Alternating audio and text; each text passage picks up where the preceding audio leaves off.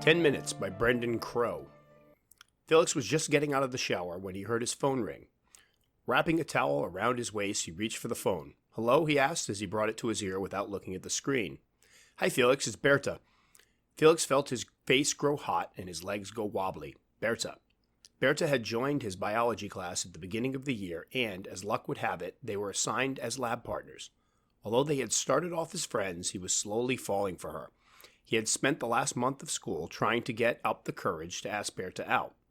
Last night, he had finally sent her a Facebook message asking if she wanted to hang out. "Hey, Berta," he finally managed. "What's up?" "I got your message and figured I would just call. I would love to hang out today." Felix could hardly believe what he was hearing. That's awesome. What do you feel like doing?"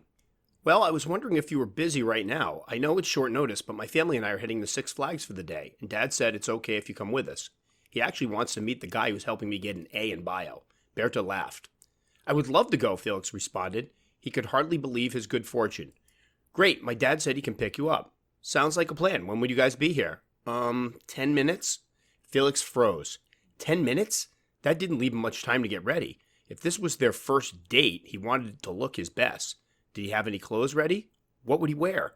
"I know it's short notice, but we want to get up there early to beat traffic. If you can't make it—" "No!" Felix barked a little more forcefully than he intended. 10 minutes is fine." "Great, I'll see you in a bit," Berta said. "Can't wait." Felix hung up the phone and placed it on the back of the toilet. 10 minutes. Using the palm of his hand, he cleaned off the mirror and peered at his reflection, and felt his skin grow cold at what he saw. A zit, right on the tip of his nose. "Oh no," he whined as he stared at the shiny red imperfection. "A zit? Now?" He turned his head to the side and squinted. Maybe it wasn't that bad. What would Berta think? Panic set in as he racked his brain for a solution. Should he cancel? No, he couldn't do that. She would think that he wasn't interested. Could he somehow cover it up? Yes, he cheered as the solution came to him. His older sister, Alma, always kept a bottle of concealer in the glove box of her car. He had found it once when looking for his sunglasses. He could use that to cover up the embarrassing blemish. Wasting no time, Felix bolted from the bathroom to his bedroom. He snatched up his favorite pair of shorts and held them up. They were a wrinkled mess. Grabbing a clean but equally wrinkled t-shirt from his drawer, he moved to the laundry room, where he dropped both articles into the dryer. 5 minutes on high should take care of this, he said as he started the machine. With his clothes taken care of, he ran down the stairs and to the back door. The car was parked in the driveway just a few yards from the door. He could run out, grab the concealer, and no one would notice. Felix peeked outside to make sure the coast was clear. The street was empty, and there was no one in sight. Felix grabbed the keys off the counter and stepped outside. He winced when he reached the driveway as the hot pavement burned the soles of his bare feet. Felix quickly unlocked the car door and threw himself inside. Kneeling on the seat, he opened the glove box and snatched up the little bottle of concealer. "Sweet!" he cheered as he backed out of the car and shut the door behind him. He turned to walk back to the house and screamed as his towel was ripped from his body. "Hey!" he managed as he crouched down and covered himself with his hands. For a second, he didn't understand what had happened. Then he saw it. In his haste to get out of the car, he had slammed part of the towel on the door. The red and white striped fabric hung down the side of the car like a curtain. "This isn't happening," Felix whined as he scurried back to the car and pulled on the towel. Too much of it was stuck in the door. It wouldn't come loose. Reaching for the door handle, he tried to open it. It wouldn't open. Peering through the window, Felix whimpered. The keys were on the front seat, locked in the car. "No, no, no, no, no," he cried as he tried to determine what to do next. Glancing down the street, he made sure that there were no cars coming before bolting to the kitchen door. Gripping the doorknob with sweaty palms, he tried to turn it. It didn't turn. The door was locked. What? He jiggled the handle desperately, but it didn't budge. He was locked out. Felix tried not to panic as he considered his options. His family kept a key under a flower pot at the front of the house. He could easily grab the key and let himself in. Unfortunately, there was little in the way of coverage in the front of the house, and he was currently buck naked. If someone were to drive by, he couldn't think about it. It was his only option at the moment. Felix looked around for something to cover himself with. Sitting on the ground was his little sister's bright pink beach bucket. He considered the small toy for a moment before snatching it up and holding it over himself. At least part of him was covered. Felix stuck close to the house as he made his way to the front door. Twice he had to drop to the ground as a car passed. Finally, he made it to the front stairs. Taking a deep breath, Felix ran for the front door. He stumbled on one of the steps, and to break his fall, he had to let go of the bucket. It tumbled from his grip, bouncing off the porch and rolling down the driveway. No matter, he would have the key and be in the house in a moment. Scrambling on his hands and knees, Felix lunged for the flower pot, lifted it up, and...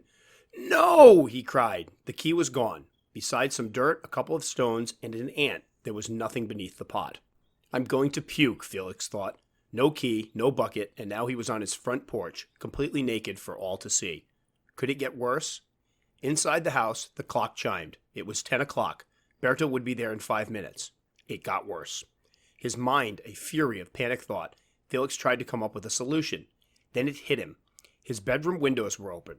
He could use the lattice work on the side of the home to climb onto the roof of the porch, then use the window to get inside.